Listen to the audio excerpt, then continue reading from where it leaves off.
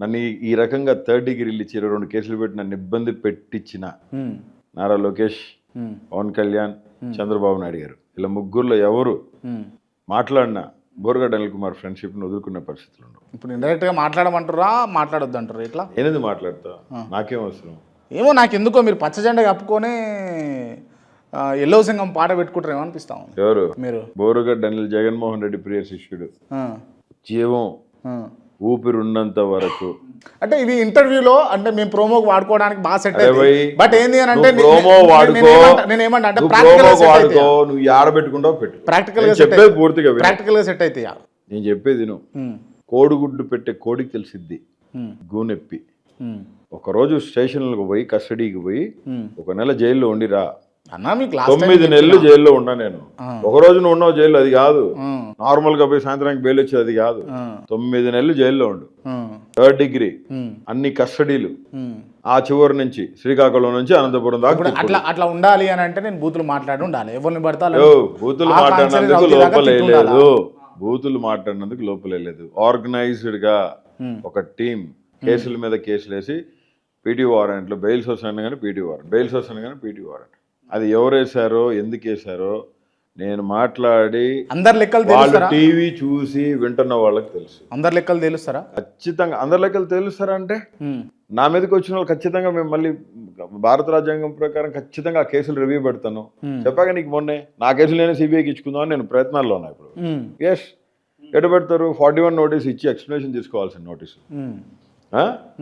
321 కింద as per the given supreme court directions misusing their duties.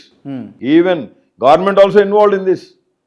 Andhra Pradesh ప్రభుత్వమే దగ్గరుండి చేపిస్తుందని చెప్పి ఐపీఎస్లో ఐఏఎస్లో కోడే కూర్చుంది. చాలా మంది ఐపీఎస్లు వెళ్ళిపోయినారు కదా, 1-2 ఐపీఎస్లు కూడా. అంటే ఏం జరుగుతుంది? అడ్మినిస్ట్రేషన్ లెవెల్స్ అనేవి అన్నీ కూడా గాడి తప్పిని, రూల్ ఆఫ్ లా బ్రేక్ అయింది. న్యాయమూర్తుల దగ్గర న్యాయం బతికి ఉంది కాబట్టి మీ ముందు వచ్చి నేను ఇలా నిలబడి ఇలా కూర్చొని మీకు ఇంటర్వ్యూస్ ఇస్తున్నా, సజీవుడైన దేవుని కృపను బట్టి. Right, okay. అండ్ ఇంకోటి పదే వచ్చిన కామెంట్ ఇది, మీరు సజీవుడైన దేవుని కృప బట్టి అన్నారు కాబట్టి అడుగుతున్నా. అవును, మీరు బిలాంగ్స్ టు ఎస్సీ కమ్యూనిటీ అంతే కదా? ఎస్. దళిత్. అవును. ఓకే కదా ఇది? అవును. Okay, right. క్రిస్టియన్ అంటారు మళ్ళా. అవును. దళిత క్రిస్టియన్ అని కన్వర్టెడ్ క్రిస్టియన్ అంటే మళ్ళా కాస్ట్ మారుతుందిగా? ఎందుకు మారుతుంది? మారదా? డెమోక్రసీలో ఎవరు చెప్పినా మారదా అన్న? ఎట్లా ఉంటది? మారదా? Freedom of right, religious right అన్న మారదా అన్న? యాజ్ పర్ ద డెమోక్రసీ అన్న మారదా? నేను చెప్తున్నా వస్తుంది దాని సమాధానం చెప్పాల్సిన బాధ్యత మీ పైన ఉంటది. నేను నీకు చెప్తున్నా, నేను ఎస్సీ మాల, మా అమ్మ రెడ్డి, నాదే కులం చెప్పు, సమాధానం చెప్పు. కొత్త కులం పేరు తీసుకొచ్చి పెట్టాలా? రిలీజియస్ రైట్, ఫ్రీడమ్ రైట్స్ అన్ని నాకు ఉన్నాయి. భారతదేశంలో పుట్టా, భారతదేశ పౌరసత్వం కలిగిన వ్యక్తిని నేను. నాకు ఇష్టమైన దేవుడు నేను పూజించుకుంటా. అడిగేదానికి నువ్వెవడివి? నీకేం సంబంధం అసలు? ఇంటర్వ్యూ దేని గురించి? నాకైతే సంబంధం లేదన్న. అడిగే వాళ్ళకి ఏం సమాధానం చెప్తారు? బీయింగ్ ఏ పొలిటీషియన్ నాకు మీరు ఇగ్నోర్ చేసి నేను సమాధానం చెప్పానన్నా నేను సరే వదిలేస్తాను. సమాధానం నువ్వు ఏం అడిగినా చెప్తా. పొలిటీషియన్ పొలిటీషియన్ గా ఖచ్చితంగా ప్రజలను అడ్రస్ చేయాలి, ప్రజలు సమాధానం చెప్పాలి. అది ప్రజలు. Converted Christian. I love to praise my living God, Jesus Christ. I love to praise my living God, Jesus Christ. Inga pada chepta, I love to praise my living God always, till my last breath. I'm a born Christian. As Dalit. My family were the previously, they were the Hindus. My family, my dad and my mom, they were the converted. They were converted. I'm a converted Christian. నిజంగా ఎంత మంచిగా మాట్లాడుతారు అన్న English. సరే మాట్లాడిన 2 ముక్కలేనా? ఇంత knowledge ఉండి ఎందుకు ఇట్లా?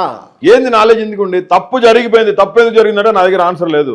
తప్పు జరిగిపోయింది. తప్పు జరిగింది. జరిగిన తప్పును సరిదిద్దుకుంటారా? దిద్దుకున్నా ఆల్రెడీ. ఈ విధంగా కాదు, ఈ విధంగా మాట్లాడాలి. భారత రాజ్యాంగ కాలమాన ప్రకారం కాలక్రమం ఏ విధంగా అయితే ఆర్టికల్స్ ఇచ్చిందో ఎదుటి మనిషి బాధపడకుండా ప్రశ్నించవచ్చు, ఎదుటి మనిషి బాధపడకుండా భారత రాజ్యాంగం ఇచ్చిన కోర్టులు, న్యాయస్థానాలు ఉన్నాయి. దాని ద్వారా ఇప్పుడు నేను అదే కదా ఫైట్ చేసి. ఓకే, అంటే ఇంకా వాళ్ళు అందరూ కూడా